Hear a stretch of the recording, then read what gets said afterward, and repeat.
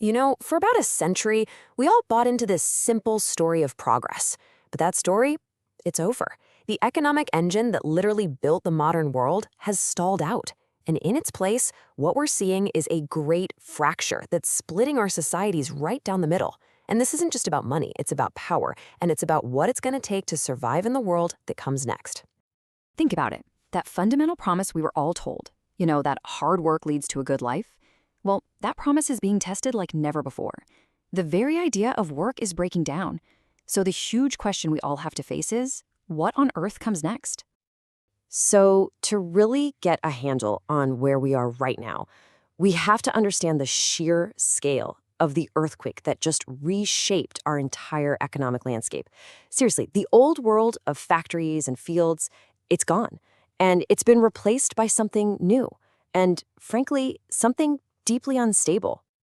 This timeline just lays it all out, plain and simple. In a little over 100 years, the service sector went from just being a supporting player to being the absolute center of the entire Western economic universe. What was once an economy all about making things has completely transformed into an economy of doing things for people. And this transformation is, well, it's total. This isn't just some abstract number on a GDP chart. This is about people. More than 4 out of every 5 workers in major Western economies now make their living in the service sector. Our entire society has been rebuilt around this one single fact. But here's the crazy part, the big twist. This new world isn't some unified paradise of progress, not at all. Instead, the service economy itself has fractured into 2 completely separate and deeply unequal realities. It's become a polarized battleground. So on one side, you've got the high flyers, jobs in tech, finance, specialized medicine, where technology actually makes workers more productive, and that leads to soaring wages. But on the other side, you've got these essential hands-on jobs, think elder care, security, retail, that are really hard to automate, but where wages have been stuck in the mud for decades. It's like 2 different worlds living under the same economic roof. So you might be wondering, why doesn't all that incredible wealth from tech and finance just lift everybody else up? I mean, in theory, it should.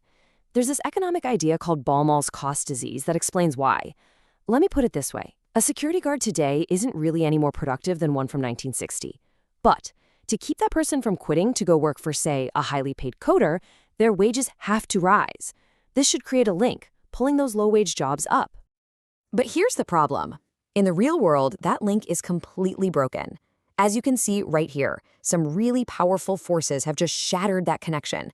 The automation of all those middle-skill jobs, the collapse of unions, decades of a stagnant minimum wage, all of it has created a trap, stranding millions of people in low-wage work, totally decoupled from all the prosperity that's happening at the very top.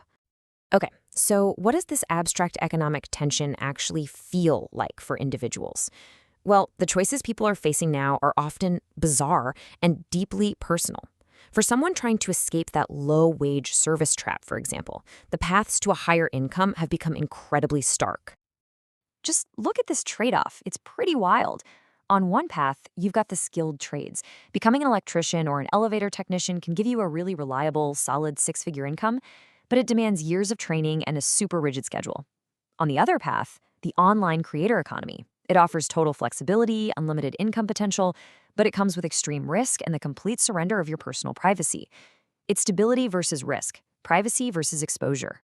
All right, let's pull the camera back for a second, because this isn't just about individual choices. This is a global power struggle. The very nations that built the 20th century economy are now finding themselves dangerously, seriously outmaneuvered. The traditional giants, they're struggling under their own weight. In the US, you've got financial elites who basically rig the system to extract wealth, while huge European economies are just tangled in a web of old regulations and bureaucracy that's choking off growth. And the result of all of this? A really dangerous kind of paralysis.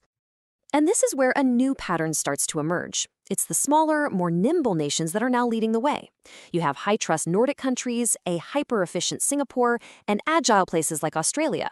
They're all proving that in the 21st century, speed and social cohesion might actually be more valuable than just sheer size.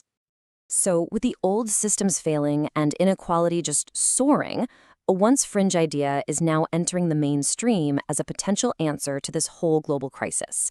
The idea is to stop trying to just patch up the old ladder of opportunity and instead completely redesign the floor. Okay, so there are two main flavors of this idea on the table. There's universal basic income, or UBI, which gives the same chunk of money to every single person. And then there's a negative income tax, or NIT, which is more targeted. It only tops up the incomes of people who fall below a certain line. The key thing to know is that they both want to create a new safety net, but they get there in fundamentally different ways. And, for decades, a lot of economists have been arguing that the negative income tax is actually the smarter way to go.